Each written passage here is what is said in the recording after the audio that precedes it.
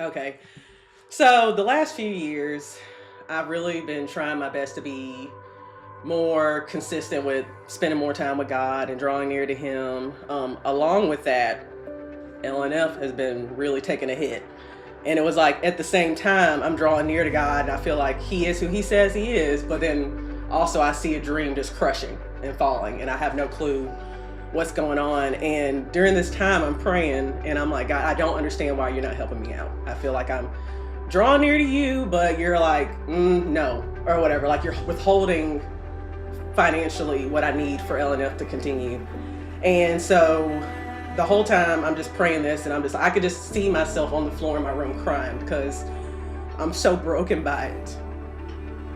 Because I feel like God gave me a vision for this, and I feel like it's nowhere near being executed.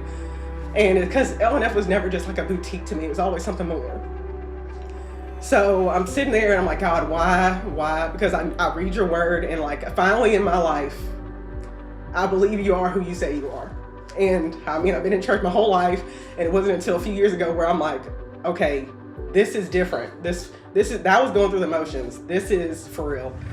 And so I'm sitting there and I'm asking these questions, and one day I changed that prayer from God, why, to God, show me what you're trying to teach me. Because clearly you're trying to teach me something, and that's why I'm still in this spot.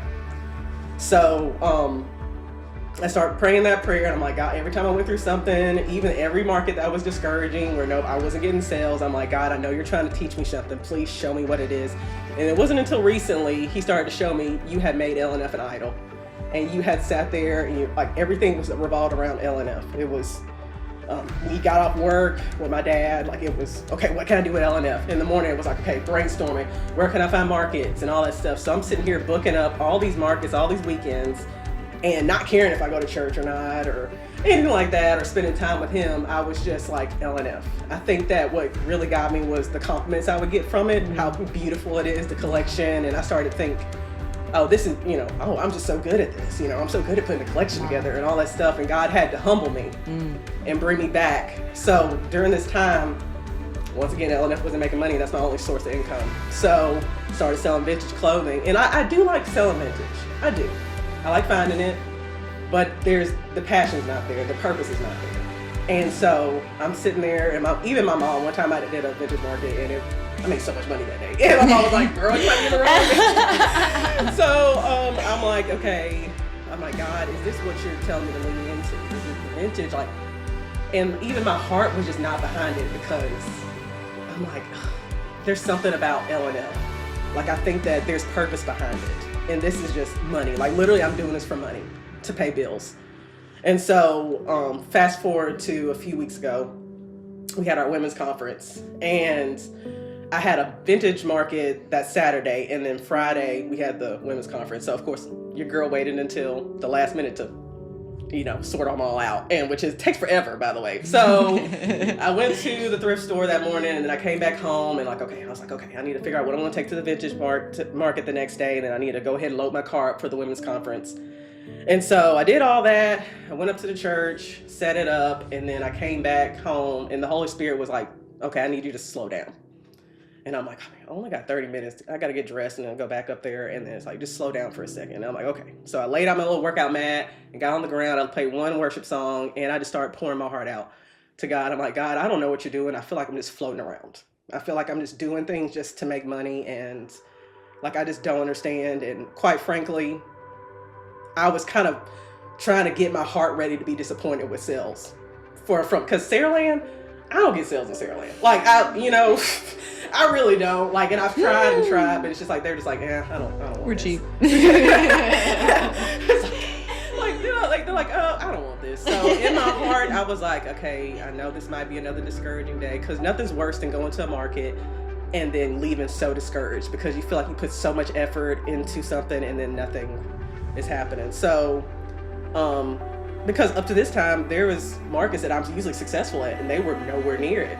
Like, they weren't providing either. So I'm like, God, like, I mean, do people even want this? Like, what am I doing? And I was like, God, if I'm not supposed to be holding on to LNF, I need you to show me. Like, you need to take that passion out or something, or like someone write a letter, send it to me, say, hey, let go of LNF or something. Yeah. Like break it off in Jesus' name. Like, please. Right? like, because I don't like. I know what it feels like to let go of something when he tells you to. Yeah. There's a piece behind it, even though it's scary. Yeah. But this felt like you're letting it go just because it's hard. Mm-hmm. So I'm praying, and I'm like, God, just I pray that tonight you'll show me what you want me to do. And I'm like, if that means letting go of LNF, God, I'm praying that you were just taking that desire out of my heart, because I feel like there's something there for it. And I'm like, but then I twisted it around and I was like, but if you do want me to keep LNF, I need you to show me something tonight, once again. And one thing I said in the prayer was, it doesn't have to be in the form of sales. Just give me what I need. Like, it doesn't have to be financially. It just needs to be something. It's some type of encouragement. And I said that I thought back to that prayer, and when I said it doesn't have to be sales, I felt like I was trying to protect myself from like, what if it's not sales? I don't want him to, I don't want to feel like disappointed. So I'm like, I'm going to go ahead and let you know it doesn't have to be sales, because you might not be able to do that in Saraland or whatever. So maybe, and so I get dressed, get in the car, and I go back and I get out. Like, I remember taking a deep breath. Like, here I go. Like, I don't know, because it can be really discouraging when people just look at your collection and think, okay, it's planes, neutrals, or whatever. So everybody starts coming, and it was just like an overflow of just not just sales, but encouraging words. And I was just so shocked. I even text my mom, I was like, they came to shop today. Like, I text her. And I was just, after it all was said and done, after like all the encouraging words and just like familiar faces coming in and all that, I felt so encouraged. And I was like, God, I'm so grateful for that. And in my head, I'm thinking that was it. Like, okay, that's his sign, but he knows me. He knows that I would have later on been like, oh, but that was just one time. Like, that happens. Sometimes you have a good little sale and then it just goes back to what it needs to be. I mean, what it is or whatever. So I go inside, and before I went, I was like, God, I'm about to go in here and give you all the glory and all the honor for this, because I know that this was you. Because like I said, I've tried stuff at Saraland. I've set up at the conference before, never have made that much money, ever. And so went inside, and the speaker goes up there, and it's like right after worship, and she says something along the lines of, I believe God told me to come here to tell someone that vision that you've put down or you wanted to give up on, it's time to pick it back up. And so that's what God needed me to hear. It wasn't the sales so much, it was what she said. Wow. And that's not the first time he's done that, where I'm like, God, I just need this, but he gave me that and then something else that was longer lasting. Like, he knows me. He knows. Wow. So like, literally I'm sitting in my seat and all these like thoughts come up, which is this series that we're about to start is one of the things that popped up at the conference. And I was like, okay, that's out of my comfort zone. All right. Okay. So basically you just want me to do all these uncomfortable things. Got it. So I left the conference, and even at church that Sunday, it was just like the thought, the creative ideas just really started stirring in me. And I'm like, the motivation is back. Yeah. Because I've just been so crushed by it that I'm like, gosh, like nobody wants this anymore. And I love it so much. And like, but I also know that God had to step back and be like, okay, you need to recognize this. Like, you can't make it idle. Okay. You got to bring it back to me. So, the next week I had to go renew my business licenses, which is the worst thing ever, but I had to do the one in Baldwin County. So I drove all the way to Bay Minette, and literally on the way there, the Holy Spirit was like, you got to change the name to LNF. And I was like, I mean, to what? And the word that popped up was known. And I was like, okay, so what do I tell people that means or whatever?